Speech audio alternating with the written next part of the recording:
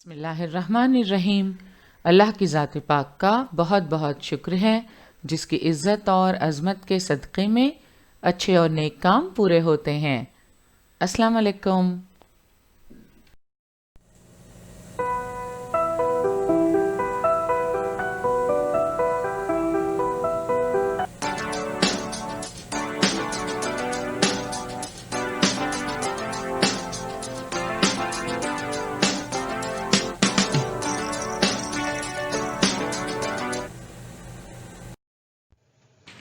बृहन्मुंबई महानगर पालिका शिक्षण विभाग के तहत जारी वर्चुअल ट्रेनिंग सेंटर की जानिब से पेश होने वाले ई लर्निंग सेशन में आपका इस्तकबाल है।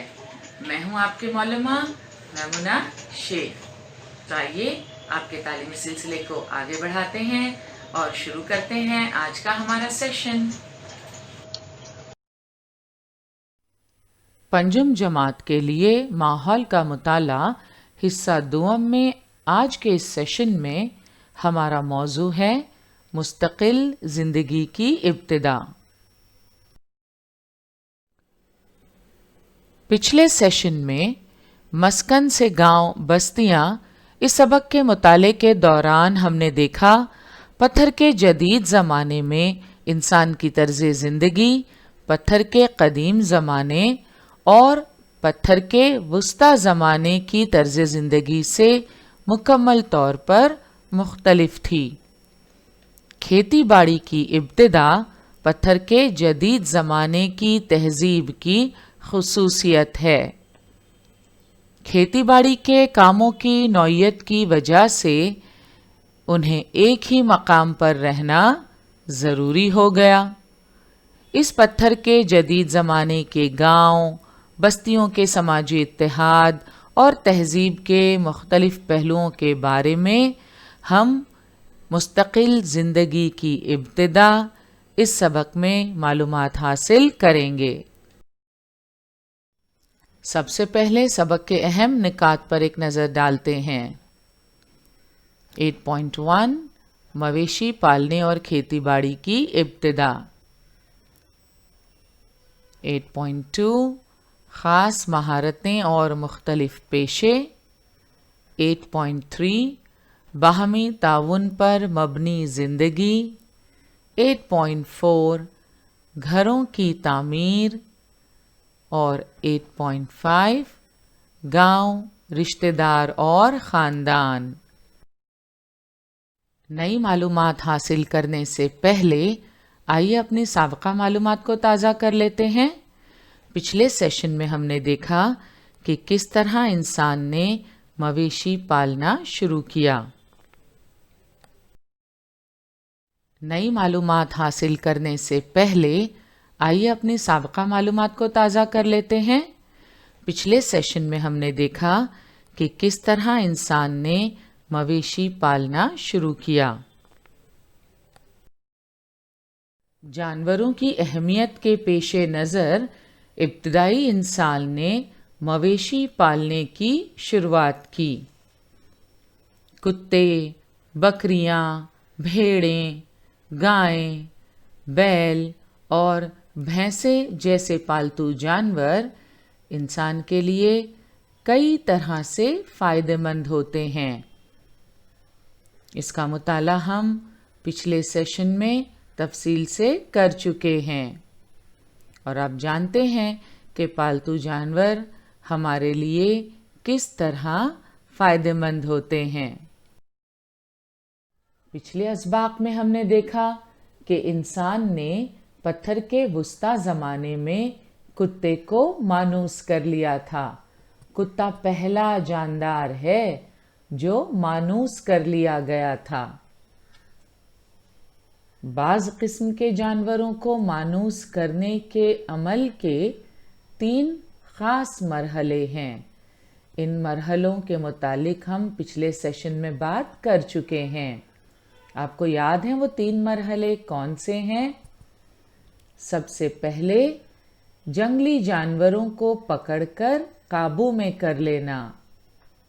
दूसरा मरहला इन जानवरों को इंसान के साथ रहने का आदी बनाना। اور تیسرا مرحلہ ان سے دودھ، دہی اور مکھن جیسی چیزیں حاصل کرنا اور ان سے مشقت کے کام کروانا۔ تو یہ 3 مرحلے ہیں بعض قسم کے جانوروں کو مانوس کرنے کے عمل کے۔ جنگلی جانوروں کو پکڑ کر قابو میں کر لینا اتنا آسان بھی نہیں تھا۔ آپ نے دیکھا کہ بعض جانور جسامت میں کافی بڑے ہوا کرتے تھے۔ بعض قسم کے جانوروں کو مانوس کرنے کے عمل کے 3 خاص مرحلوں میں دوسرا مرحلہ ان جانوروں کو انسان کے ساتھ رہنے کا عادی بنانا۔ جنگل میں رہنے والے یہ جانور، انہیں اپنے ساتھ انسانی ماحول میں رہنے کا عادی بنانا یہ بھی ایک مشکل کام ہے۔ وہ انسانوں سے مانوس ہو جائیں، اس لیے انسان کو کافی محنت کرنی پڑتی ہے۔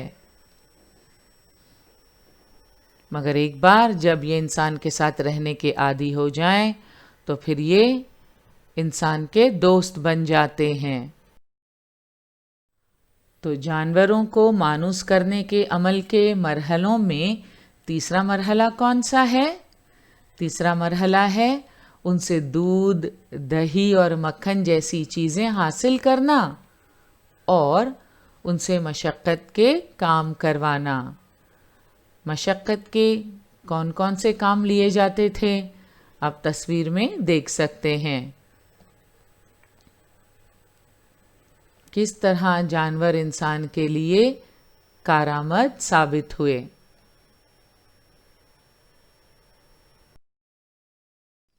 جب انسان ان مراحل میں سے تیسرے مرحلے سے گزر جاتا ہے، تیسرا مرحلہ کون سا؟ ان سے دودھ، دہی اور مکھن جیسی چیزیں حاصل کرنا اور ان سے مشقت کے کام کروانا۔ تو جب انسان جانوروں کو مانوس کرنے کے عمل کے 3 مراحل میں سے تیسرے مرحلے سے گزر جاتا ہے، یعنی تیسری منزل کو پا لیتا ہے، تو اسے مویشی پالنا کہتے ہیں۔ تو اب آپ مویشی پالنا اس اصطلاح کے معنی بخوبی سمجھ چکے ہیں۔ پالتو جانوروں میں کتا پہلا جاندار ہے جو مانوس کر لیا گیا تھا۔ شکار کے وقت انسان کتے کی مدد لیتا تھا۔ آج کے دور میں پولیس محکمے میں کتے کا استعمال کیا جاتا ہے۔ دنیا کے مختلف ممالک میں پولیس انویسٹیگیشن میں کتوں سے مدد لی جاتی ہے۔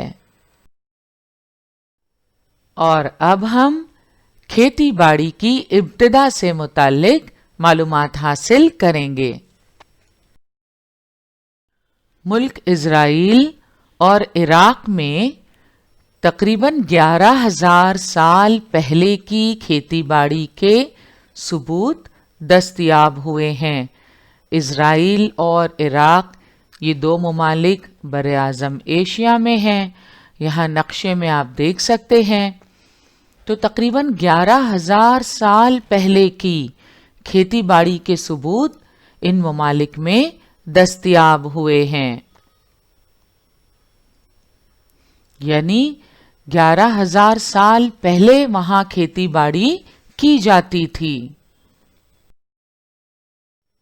ملک عراق میں آثار قدیمہ کی کھدائی کے دوران ملنے والے یہ نقوش، دیوار پر بنائے ہوئے سنگ تراشی کے یہ نمونے، انہیں دیکھ کر پتہ چلتا ہے کہ ہزاروں سال پہلے عراق میں کھیتی باڑی کی ابتدا ہو چکی تھی۔ ذرا قریب سے دیکھنے پر ہمیں نظر آتا ہے کہ کس طرح کھیتی باڑی کے لیے اس دور میں جانوروں کا استعمال کیا جاتا تھا۔ یہاں آپ دیکھ سکتے ہیں ایران شہر میں کھدائی کے دوران ملنے والا جو کا یہ دانہ، جس سے پتہ چلتا ہے کہ کئی سال پہلے اس علاقے میں کھیتی باڑی کی ابتدا ہوئی۔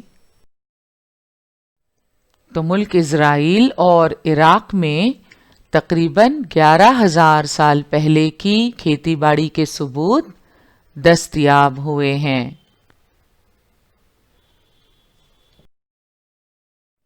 کھیتی باڑی کرنے کی ابتدا کا صحرا عورتوں کے سر بنتا ہے، یعنی کھیتی باڑی کی شروعات عورتوں نے کی۔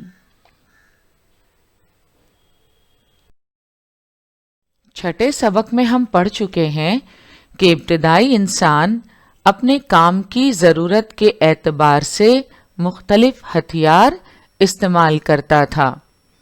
پتھر، ہڈیاں، لکڑیاں اور دیگر چیزوں کی مدد سے انسان نے ہتھیار بنانے کا ہنر سیکھ لیا تھا اور اپنی ضرورت کے اعتبار سے وہ مختلف قسم کے ہتھیار استعمال کرتا تھا۔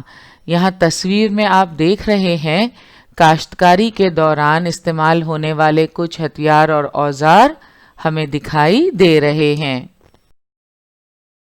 کھیتی باڑی کے لیے بھی مختلف قسم کے اوزاروں کا استعمال کیا جاتا تھا۔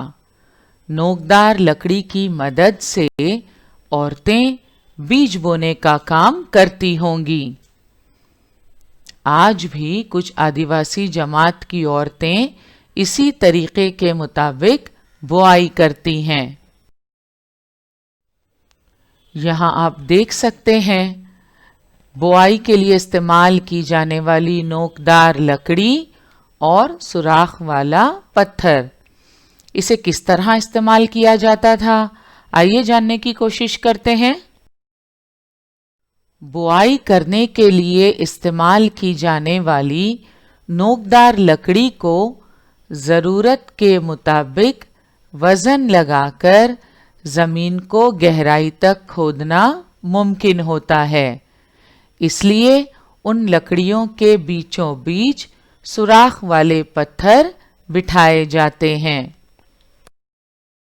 یہاں تصویر میں آپ دیکھ سکتے ہیں نوکدار لکڑیوں کے بیچوں بیچ سوراخ والے پتھر بٹھائے جاتے ہیں اور ان کا استعمال بوائی کے لیے کیا جاتا ہے۔ نوکدار لکڑی کو ضرورت کے مطابق وزن لگا کر زمین کو گہرائی تک کھودنا ممکن ہوتا ہے۔ آج بھی کچھ آدیواسی جماعت کی عورتیں اسی طریقے کے مطابق بوائی کرتی ہیں۔ موجودہ دور میں کسان کاشتکاری کے لیے نئی نئی مشینوں کا استعمال کر رہے ہیں۔ مختلف قسم کی جدید ٹیکنالوجی کا استعمال کاشتکاری کے لیے کیا جا رہا ہے۔ اس سے وقت اور محنت کی بچت ہوتی ہے اور پیداوار بھی خوب ہوتی ہے۔ بوائی سے لے کر کٹائی تک نئی ٹیکنالوجی اور جدید مشینوں کا استعمال کیا جا رہا ہے۔ آب پاشی کے نئے نئے طریقے اختیار کیے جا رہے ہیں، مگر آج بھی کئی علاقوں میں روایتی طریقے سے کاشتکاری ہوتی ہے۔ خاص طور پر آدیواسی قبیلے کے جو لوگ ہیں وہ اپنے پرانے طریقوں سے ہی کاشتکاری کرتے ہیں۔ اس دور میں انسان اناج پیدا کرنے والا بن گیا تھا۔ کھیتی باڑی کی ابتدا پتھر کے جدید زمانے کی تہذیب کی خصوصیت ہے۔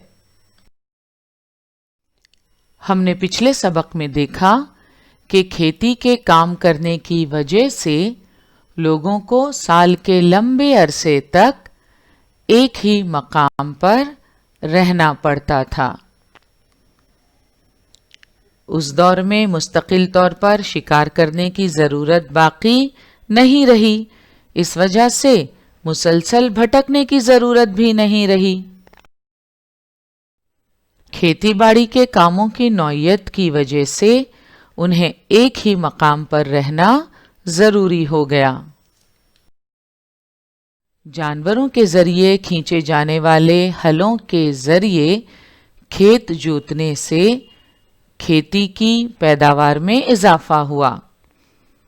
طویل عرصے تک کے لیے کافی ہونے والے اناج کا انتظام کھیتی باڑی کے ذریعے ممکن ہو گیا۔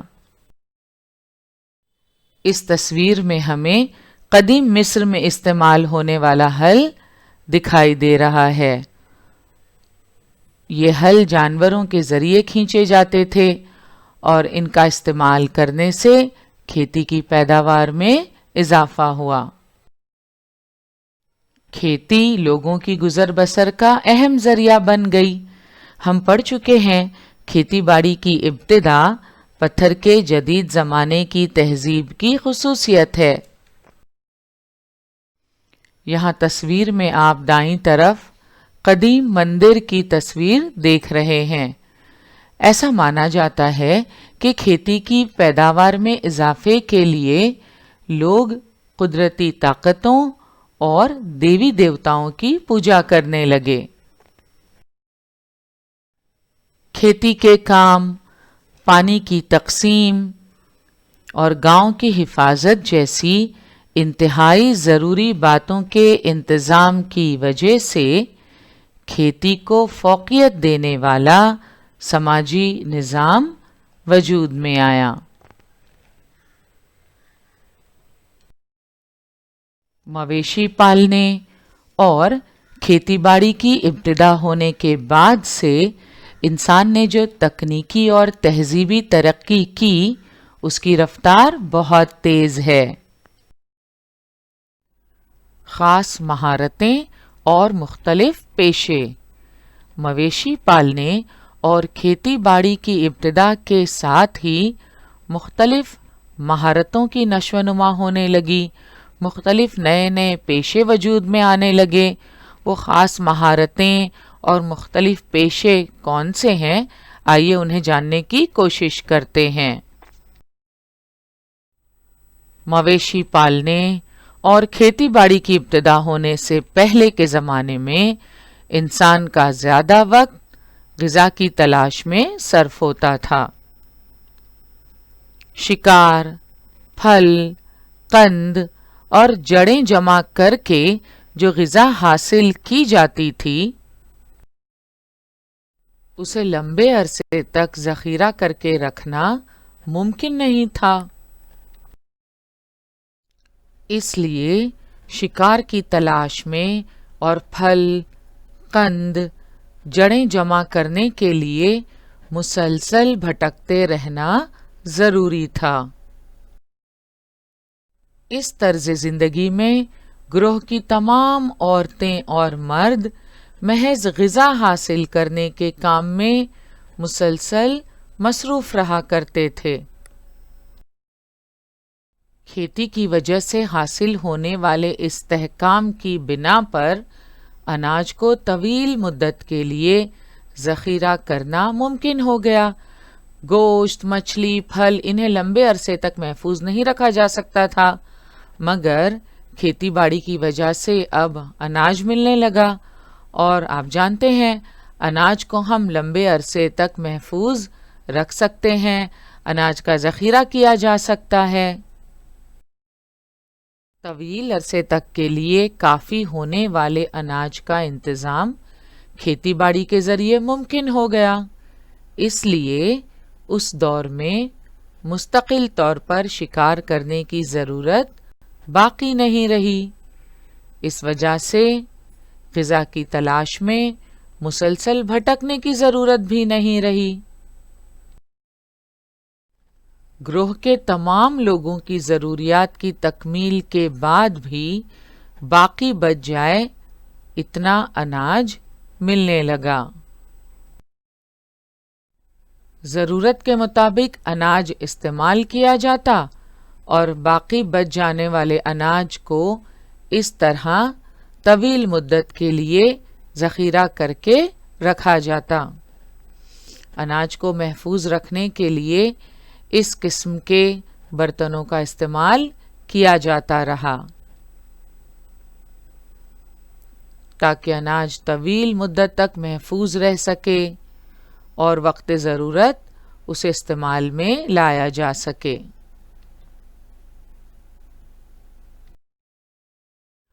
اب چونکہ غذا کی تلاش میں ایک جگہ سے دوسری جگہ بھٹکنے کی ضرورت نہیں رہی، اس لیے گروہ کے لوگوں کے پاس کافی فارغ وقت بچنے لگا۔ گروہ کے بعض عورتوں اور مردوں کو نئی باتیں دریافت کرنے اور اپنے تصور کی بنیاد پر نئی مہارتوں کی نشو و نما کرنے کا بھرپور وقت ملنے لگا۔ آج بھی جب کچھ وقت ہمارے پاس بچ جاتا ہے، روزمرہ کے کام کاج سے فارغ ہونے کے بعد تھوڑا وقت میسر آتا ہے تو ہم کوشش کرتے ہیں کہ اپنے من پسند کام اس میں انجام دیں۔ ہم ہابی کلاسز جوائن کرتے ہیں، سنگنگ، پینٹنگ، کشیدہ کاری، سلائی، کڑھائی اور کوکنگ بھی۔ بالکل اسی طرح اس دور میں بھی جب انسان کو فارغ وقت میسر آیا تو اس نے نئی نئی باتیں دریافت کرنی شروع کیں، اپنے تصور کی بنیاد پر نئی نئی مہارتوں کی نشو و نما کرنے لگا۔ ایسی مہارتیں اور ہنر سیکھنے والوں کو ان کے ہنر کے مطابق کام سونپے گئے۔ اس لیے مٹی کے برتن بنانے والے، مورتی بنانے والے کاریگر تیار ہو گئے۔ مانا جاتا ہے کہ پتھر کے جدید زمانے میں مٹی کے برتن اور مٹی کی چیزیں گھریلو عورتوں نے اپنے ہاتھوں سے بنائی تھیں۔ آپ کو یاد ہوگا کھیتی باڑی کرنے کی ابتدا کا صحرا بھی خواتین کے سر بنتا ہے، اور اپنے فارغ وقت میں پتھر کے جدید زمانے میں مٹی کے برتن اور مٹی سے دیگر چیزیں گھریلو عورتیں اپنے ہاتھوں سے بنایا کرتی تھیں۔ باہمی تعاون پر مبنی زندگی کا مطالعہ انشاءاللہ ہم اگلے سیشن میں کریں گے، جس میں خرید و فروخت کے لیے تبادلے کا طریقہ اور گاؤں کی حکومت کا نظام، ان کا تفصیلی جائزہ لیں گے۔ آج کا ہمارا سیشن یہیں مکمل ہوا، انشاءاللہ اگلے سیشن میں ضرور ملیں گے۔ السلام علیکم۔